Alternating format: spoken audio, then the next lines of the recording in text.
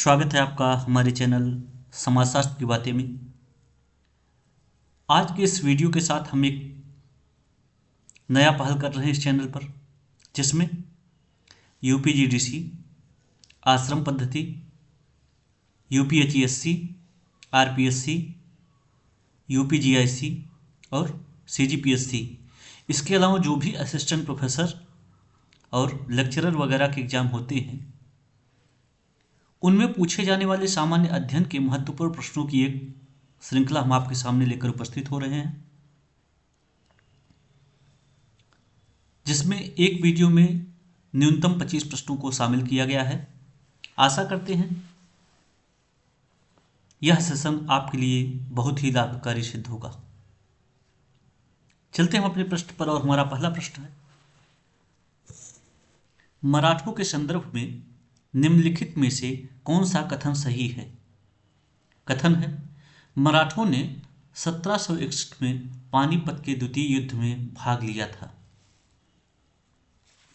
दूसरा कथन है, मराठा चौथ और सरदेश मुखी के रूप में कर वसूल करते थे। अब इसमें से आपको सही विकल्प का चयन करना है कि कौन सा कथन सही है। विकल्प है 1 और 2 दोनों, केवल 1, केवल 2, ना तो 1 और ना ही 2। यहां पे आपका राइट ऑप्शन हो जाएगा केवल 2, यानी कि मराठा चौथ और सरदेश मुखी के रूप में कर वसूल करते थे। प्रश्न है, निम्न में से कौन संयुक्त राष्ट्र जल विकास रिपोर्ट 2021 का मुख्य शीर्षक था? Option, preserving water, conserving water, managing water, valuing water. यहां पे आपका राइट ऑप्शन हो जाएगा वैल्यूइंग वाटर। अगला प्रश्न है, अंतरराष्ट्रीय चावल अनुसंधान का दक्षिण एशिया क्षेत्रीय केंद्र उत्तर प्रदेश के किस जिले में अवस्थित है? ऑप्शन है कानपुर, मेरठ, वाराणसी, झांसी। इसमें आपका राइट ऑप्शन हो जाएगा वाराणसी। अगला प्रश्न है, निम्नलिखित में से कौन सा वाद्य यंत्र नहीं है? ऑप्शन है रवाज, अलगोजा, जंतर, कामायचा। इसमें आपका राइट ऑप्शन होगा अलगोजा। इस क्वेश्चन में अलगोजा को छोड़ के बाकी तीनों जो हैं ये राजस्थान के वाद्य यंत्र हैं। अगला प्रश्न, अंकुर योजना किस राज्य की सरकार द्वारा प्रारंभ किया गया था? ऑप्शन है केरल, पंजाब, मध्य प्रदेश, राजस्थान। राइट ऑप्शन इसमें आपका हो जाएगा मध्य प्रदेश। अगला प्रश्न है, जंक ईमेल को क्या कहा जाता है? ऑप्शन है spoof, spam, outbox, spool. Right option यहां पे आपका हो जाएगा स्पैम। जंक ईमेल को स्पैम कहा जाता है। अगला प्रश्न, आजादी के अमृत महोत्सव की अवधि क्या थी? पहला ऑप्शन है 12 मार्च 2021 से 15 अगस्त 2023। दूसरा 15 अगस्त 2022 से 15 अगस्त 2024। तीसरा 2 अक्टूबर 2022 से 26 जनवरी 2023। और चौथा ऑप्शन है 26 जनवरी 2022 से 15 अगस्त 2023। यहाँ पे आपका राइट ऑप्शन हो जाएगा 12 मार्च 2021 से 15 अगस्त 2023।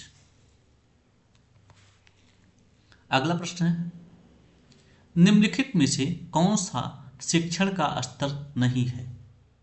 आपको बताना इसमें से कौन सा शिक्षण का स्तर नहीं है। ऑप्शन है स्मृति स्तर, विमर्शीय स्तर, अवबोध स्तर, श्रवण स्तर। यहां पे आपका राइट ऑप्शन हो जाएगा श्रवण स्तर। अगला प्रश्न है, बाइनरी नंबर पद्धति में कितने प्रतीक प्रयोग में लाए जाते हैं? कितने प्रतीक? ऑप्शन है 1, 2, 3, 4। तो इसमें आपका राइट ऑप्शन हो जाएगा 2। इसमें कौन कौन से? 0 और 1, यही दो ही प्रयोग में लाए जाते हैं। अगला प्रश्न है, भास्कराचार्य की कृति लीलावती का फारसी भाषा में अनुवाद किसने किया? ऑप्शन है बदायूनी, याहिया बिन अहमद सरहिंदी, फैजी और अबुल फजल।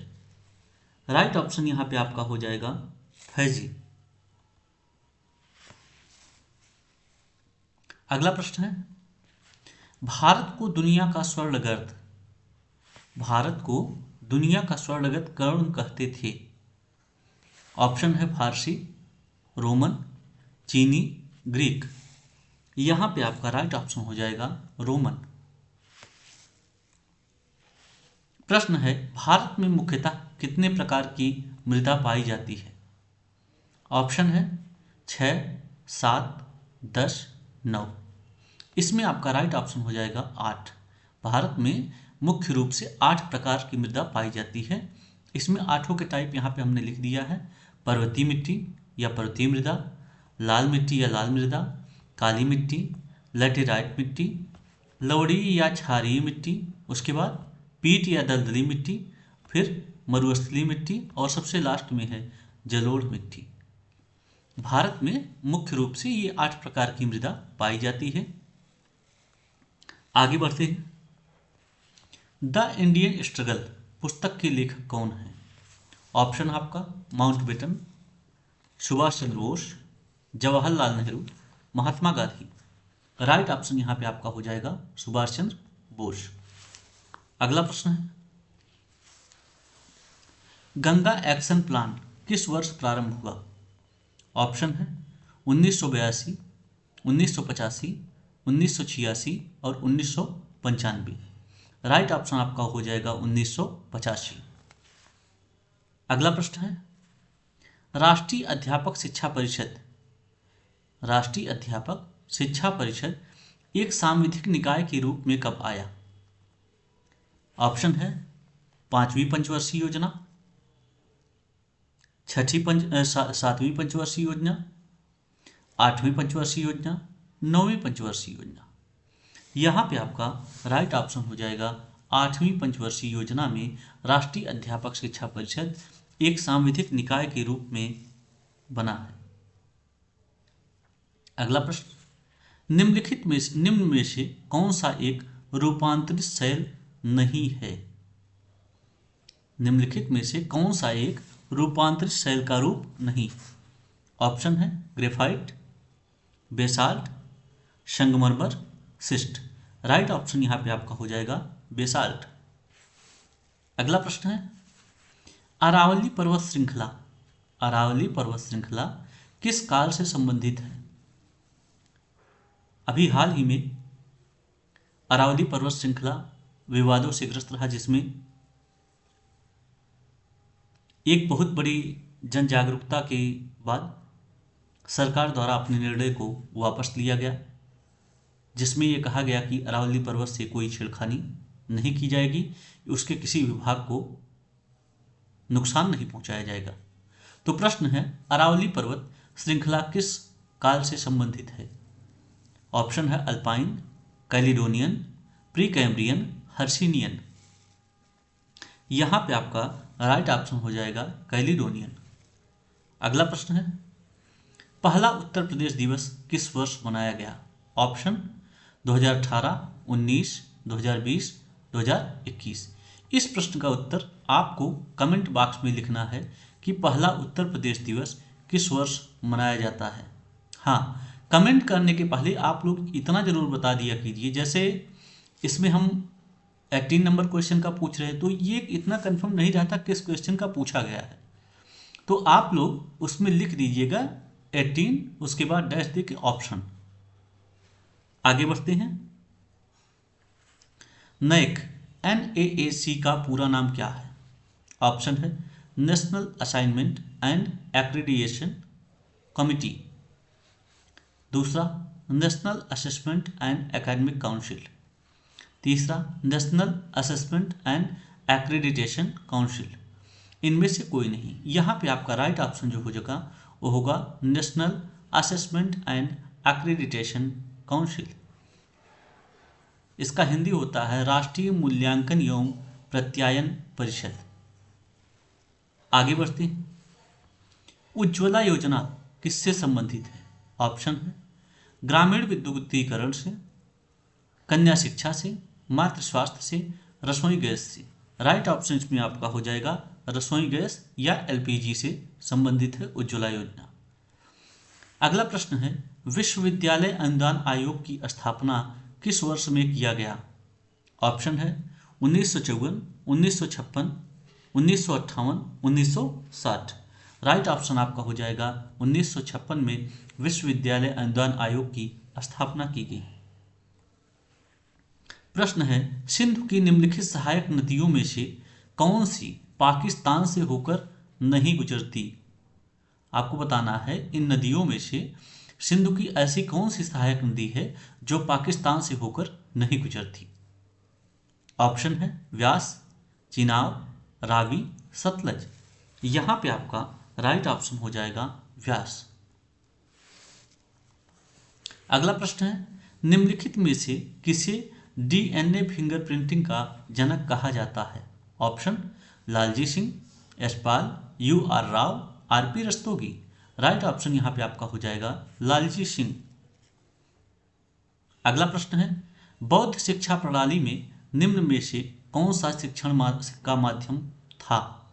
यहां पे देखिए यही गलती होती है क्वेश्चन में, नहीं था या था क्या पूछा गया है, ये एक फ्लो में जब पढ़ा जाता है तो वहां पे गलती हो जाती है।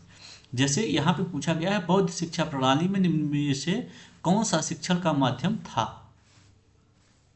ऑप्शन है पाली, संस्कृत, देवनागरी, इनमें से कोई नहीं। राइट ऑप्शन आपका हो जाएगा पाली।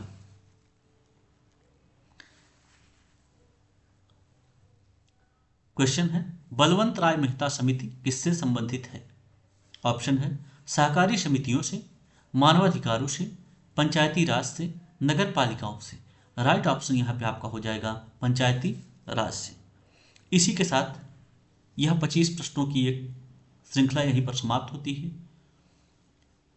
और अधिक प्रश्नों का श्रृंखला के साथ हम इसके बाद उपस्थित होंगे। यह सीरीज एक लंबी प्रश्नों की श्रृंखला पर आधारित है जिसमें से आपको 25 प्रश्नों की एक वीडियो प्रोवाइड कराई जाएगी। मिलते हैं अगली वीडियो में, तब तक के लिए धन्यवाद।